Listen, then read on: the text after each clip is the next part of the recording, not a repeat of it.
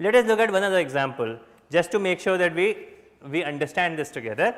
And this is my game tree. I start and then my adversary plays, and I will, in the case of searching, I am going to try left first. And at the end I get to these leaf nodes, and these leaf nodes give me some utility function, and I would like everyone to help me with filling up this. So, the very first node I reach when I start doing this search is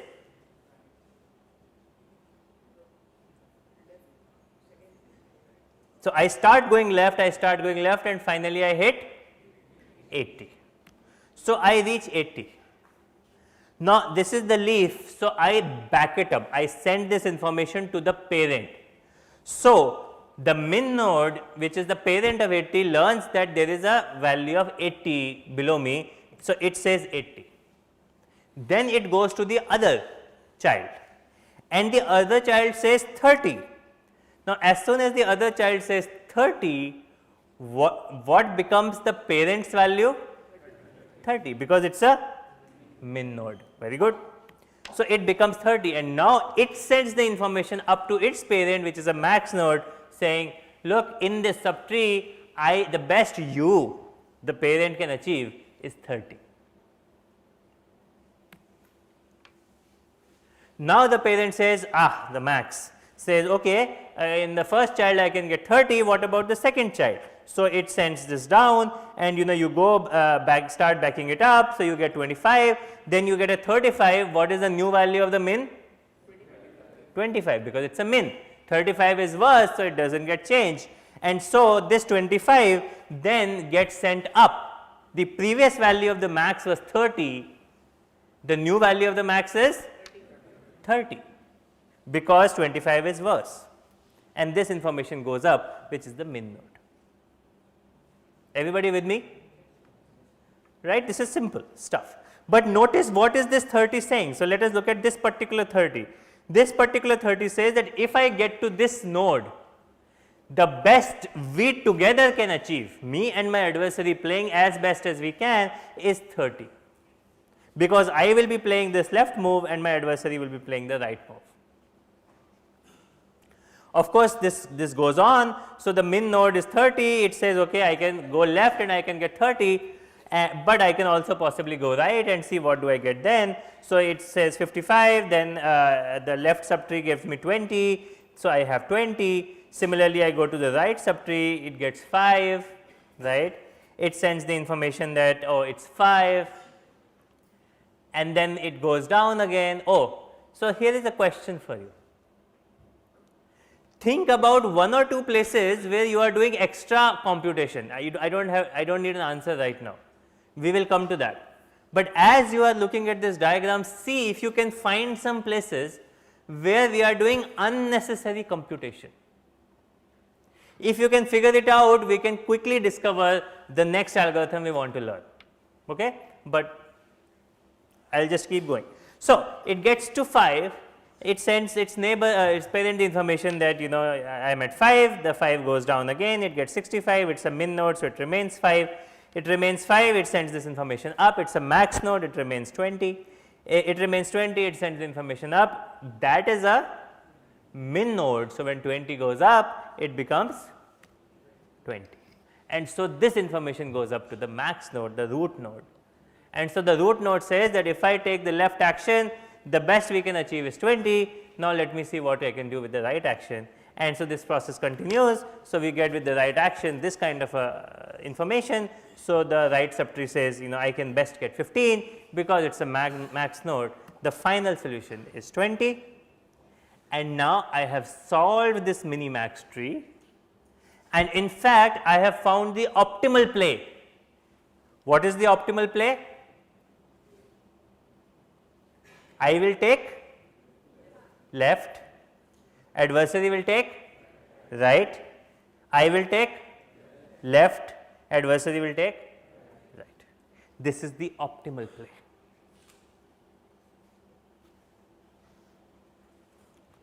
So, in this way, if we can search till the end of the tree, and if we know exactly what is the utility function at the end, then we can back it up at every point doing max or min as appropriate to give me not only the value of each play, but also the optimal play.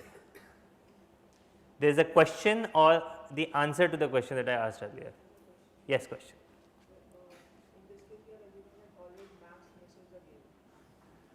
In this case, are we assuming that always max finishes the game? No, we are not assuming that. So, at the leaf I have drawn triangles, but I should have ideally drawn squares. So, this is just end of the game. In this subtree, every leaf is at the same level, but it does not have to be. I should point out that leaves are neither max nor min.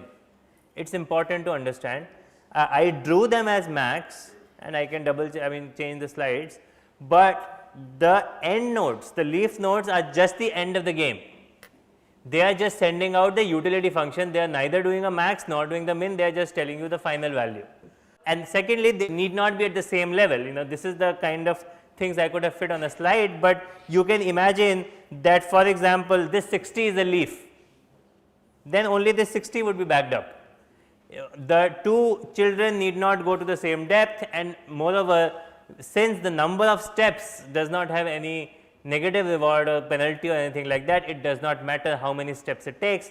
The only thing it matters is whether it finishes, and when it finishes, what value do we get. Okay.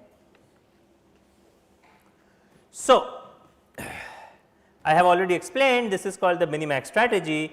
We take the min value for every other level and max value for every other level depending upon adversary or computer. The nodes represents, the min nodes represent the opponent choice, the max node represents my choice.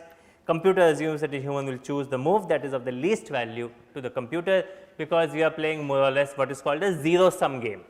I do not know if you have heard this term, zero sum game in game theory. Zero sum game basically means if I win, you lose. If I win 2, you lose 2. If I win 100, you lose 100. If I lose 10, you win 10.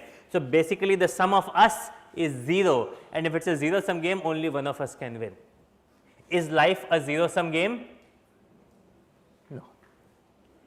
Otherwise, we will never make you do projects in teams, in pairs. There are 3 kinds of multi-agent settings, which I will not talk too much about, but there are 3 kinds of settings. One is called the adversarial setting, which is where we are, where one wins, the other loses, or if it is a team of players playing, one win, then everybody else loses. Then there are what is called cooperative games. Cooperative games would be, a set of robots which are trying to do a rescue operation together.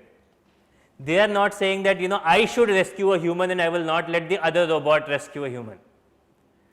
We are all in the same thing. It is our collective effort. Together we need to win. Together we need to rescue all humans. This is called a cooperative multi-agent setting. And then in life, we as people, are we adversarial or cooperative?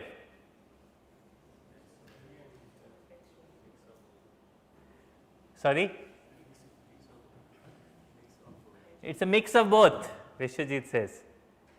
Vishwajit knows that sometimes we can be cooperative and sometimes we can't be, right. Political parties are usually not cooperative, but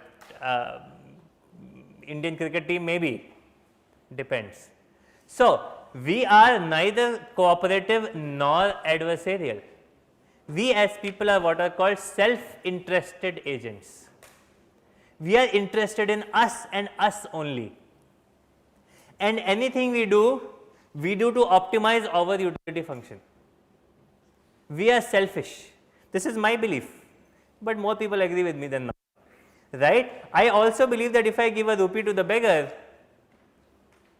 I do not do it for their happiness. I do it for my happiness, which comes out of the satisfaction of helping a poor person. If I do anything for my family, now this is a very sad way of thinking about life, I apologize, but we are self-interested agents. If I do something for my family, it is for my long term happiness.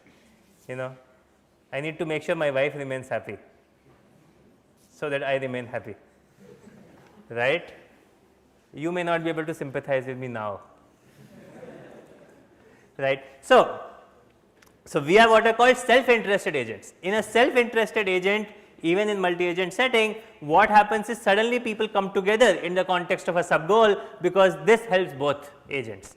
But sometimes we may end up being adversarial to each other because our goals do not align, right. So, people study the art of negotiation, people study teaming, people study cooperation and forming teams and acting against teams, etc., in the context of this sub area of AI called multi-agent systems. But we are not going to study this in the class today. So, I thought I will just give you, not today in the course. So, I thought I will give you at least a feeler of what a multi-agent system sort of is. But we are going to study the adversarial two player agent system, and we have already studied the Minimax algorithm. Now, question for you: is Minimax algorithm closer to depth first search, breadth first search, or iterative deepening search?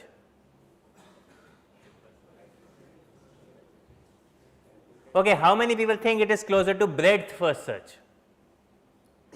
You have to raise one hand at least. Okay, nobody thinks so. How many people think it is closer to iterative deepening search? One person. One. That's it, 1.5. How many people think it is similar to depth first search? Okay, almost everybody. Very good. So, at least you are following something in the class. I am happy. So, yes, it is like a depth first search analog, but in the adversarial setting. Why? Because there is no memory frontier that we are maintaining. We are going down one subtree, evaluating it completely, and then backtracking and going to the other subtree. So, it is like depth first search, but of course, we are not iteratively increasing our depth. So, it is not iterative deepening search. So, this is the vanilla version. Of course, you can do more things and you can also create iterative deepening, but we will not go there for now. So, it is like depth first search, right.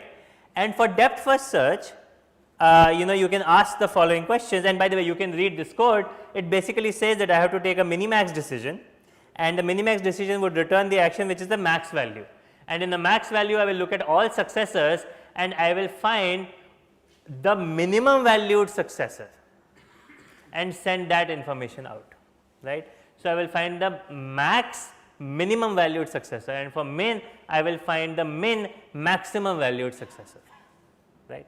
So, this would be my sort of game, that for if I am max for all my children, I will ask them to do the min, and then their whatever min they have, I will pick the max, right, and recursively, right.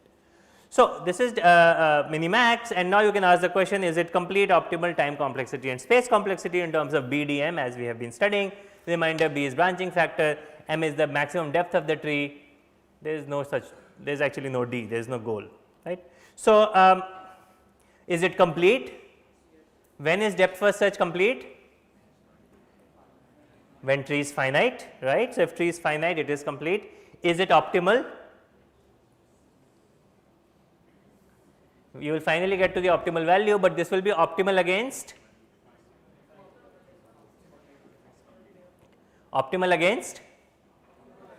an optimal adversary. This is very important, because it is possible that I have an adversary for which I know a weakness, and if I know a weakness, I know that in at a point where they can take many actions, they may not take the best action, and if I know that, then I can exploit that weakness and I can get even more score. But that way the Minimax algorithm does not give you, it does not exploit opponent weakness against a suboptimal opponent. And whenever you create a game tree, a game playing engine, right, like in an assignment for example, you are allowed to do some opponent learning. You are allowed to think about, okay, is this opponent making some kind of mistakes? Is this a very aggressive opponent? Is this a very conservative opponent? Should my strategy change against such an opponent? You can do this. But this algorithm tries to come up with the optimal play for you and the adversary. And time complexity is going to be b to the power m, because I am going to search the whole tree till the very end, and space complexity is going to be Bm, similar to depth first search, because I am sort of doing depth first exploration. Now, let us think about whether Minimax is a good algorithm. So, let us say we take chess. Branching factor of chess is about 35. A typical game is about 100 length. That means the search space is about 35 to the 100, which basically means about 10 to the 154. Okay. The universe has 10 to the power 78 atoms, and the universe's age is 10 to the power 18 seconds.